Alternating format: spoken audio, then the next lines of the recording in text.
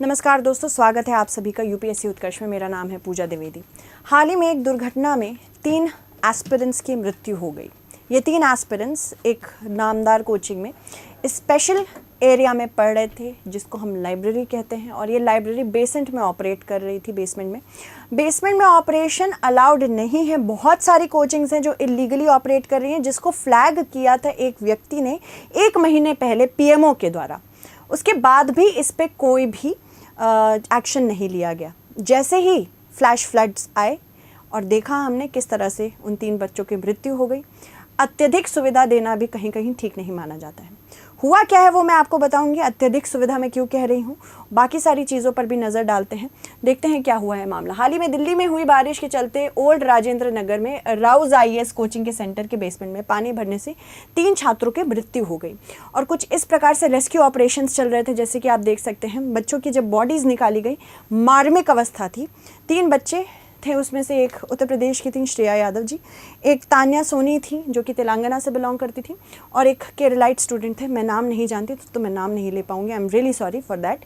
But जिस तरह से बॉडीज़ को रिकवर किया गया, मार्मिक है वो घटना।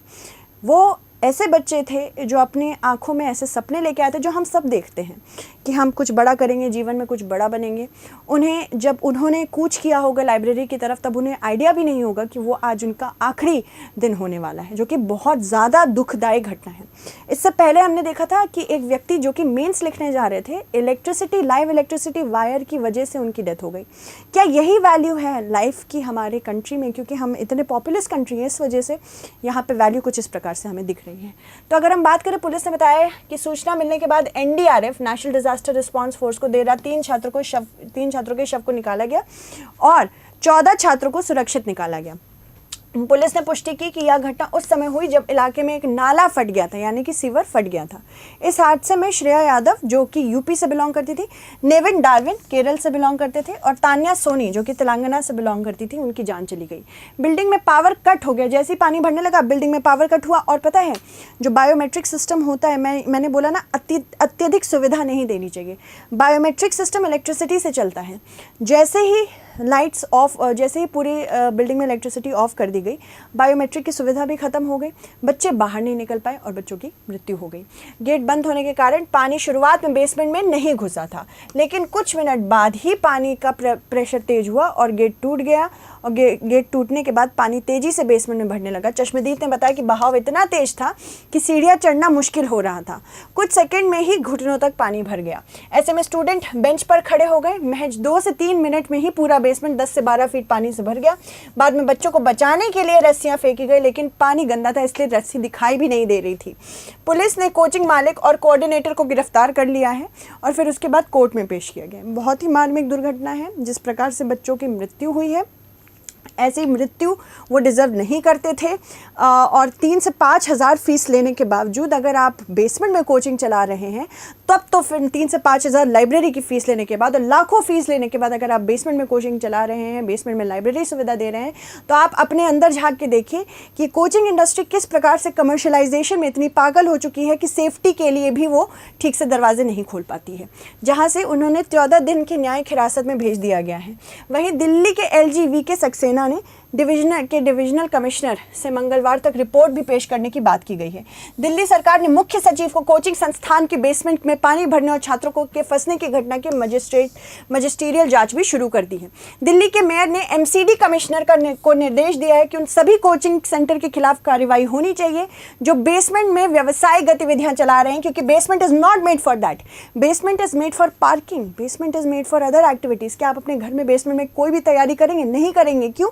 क्योंकि वो किसी और पर्पस के लिए है, बट आपको क्योंकि सिर्फ और सिर्फ पैसा देखना है, इसीलिए ये काम हो रहा है। यह नियमों का उल्लंघन है। उन्होंने कहा कि इस त्रासदी के लिए एमसीडी के जिम्मेदार अधिकारियों की तत्काल जांच भी होनी चाहिए। और दिल्ली नगर पालिका ने ओल्ड राजेंद्र नगर में 3 ऐसे बेसमेंट में ताला लगाया जहां राव आईएएस की तरह घटना होने की संभावना थी। 13 कोचिंग के बेसमेंट सीज कर दिए गए हैं। उसके बाद बाढ़ एक ऐसी प्राकृतिक आपदा है जिसमें ज्यादा बारिश होने के चलते नदियों की क्षमता में सामान्य से अधिक बहाव हो जाता है। और अभी हम देख रहे हैं कि क्लाइमेट चेंज की वजह से ऐसा बहुत ज़्यादा हो रहा है। तो हमारी जो बिल्डिंग इंफ्रास्ट्रक्चर है वो क्लाइमेट चेंज फ्रेंडली तो नहीं है। इसके अलावा इसमें नदियों का जल किनारों से बाहर आकर मैदानी भागों में बहने लगता है। बाढ़ एक ऐसी स्थिति है जिसमें कोई निश्चित भू क्षेत्र अस्थायी रूप से जलमग्न हो जाता है और सामान्य जनजीवन प्रभावित हो जाता है, और कई बार झीलों और आंतरिक जल क्षेत्रों में भी क्षमता के अधिक जल से भी बाढ़ का खतरा उत्पन्न होता है। भारी वर्षा, जब नदी के जलग्रहण क्षेत्र में भारी वर्षा के कारण पानी ओवरफ्लो हो जाता है, जिसके परिणाम स्वरूप आसपास के क्षेत्र में बाढ़ आ जाती है। अत्यंत गतिशील मानसून शासन जो जून से सितंबर की छोटी अवधि में होता है, उत्तरी मैदानी इलाकों में उत्तर पूर्वी क्षेत्र में भारी वर्षा पैदा करता है। मानवीय हस्तक्षेप अगर हम बात करें, ऐसी जगह पे जहाँ जनरली बाढ़ आती रहती है, अगर आप वहाँ पे किसी भी प्रकार का इंफ्रास्ट्रक्चर बनाते हैं तो आपको उसके लिए सेफ्टी मेजर्स भी लेने हैं। पहली बात तो सेफ्टी मेजर्स को नज़र में रखते ही हुए वहाँ इंफ्रास्ट्रक्चर नहीं बनाना होता है, बट फिर भी अगर आप इंफ्रास्ट्रक्चर बनाते हैं तो उसको सेफ रखिए, जो कि नहीं रखा गया है।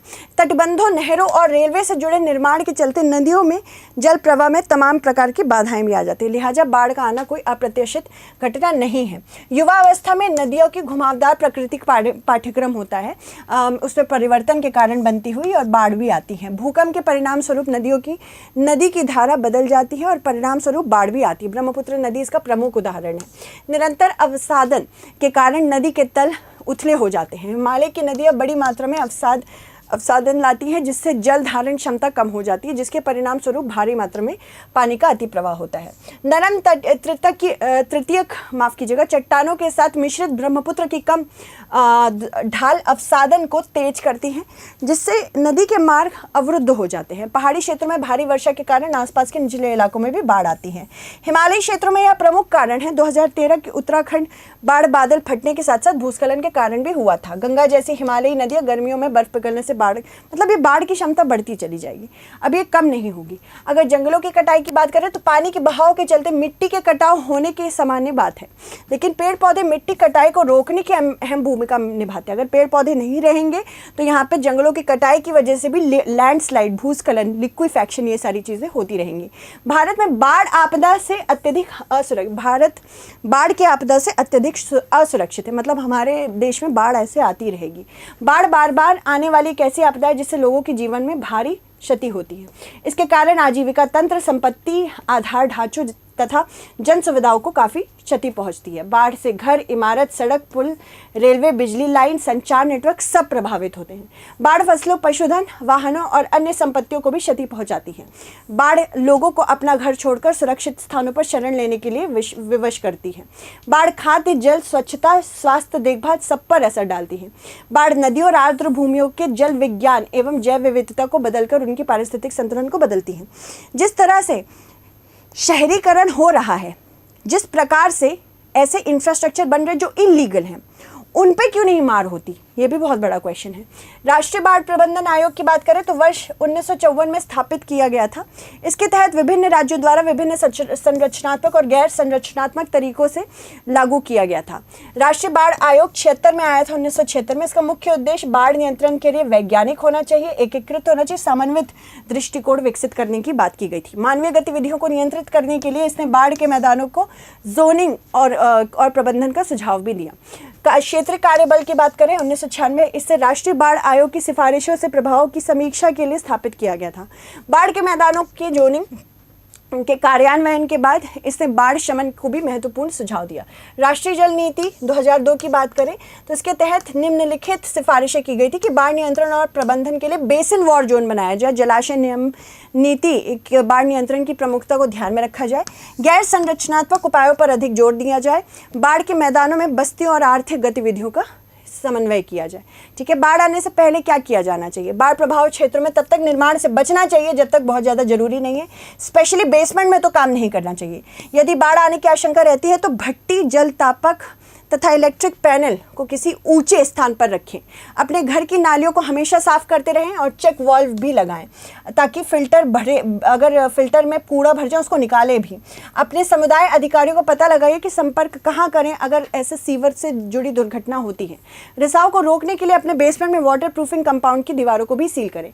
निम्नलिखित कथनों पर विचार कीजिए और इसका आंसर आपको मुझे कॉमेंट सेक्शन में देना होगा। ठीक है, तो निम्नलिखित कथन क्या है? राष्ट्रीय आपदा प्रबंधन अधिनियम देश में 26 26 दिसंबर 2005 से लागू किया गया। एनडीएमए एवं राष्ट्रीय आपदा मोचन बल का गठन किया गया इसके अंतर्गत। तो आपको बताना होगा कि इसमें से कौन सा कथन सत्य है, केवल एक, केवल दो, दोनों सही हैं या दोनों ही गलत हैं। ठीक है, तो जो बच्चे ऐसे कुछ कोचिंग्स में पढ़ रहे हैं, प्लीज़ आपसे रिक्वेस्ट है कि अपना ख्याल रखें, स्पेशली दिल्ली में जो बच्चे पढ़ रहे हैं।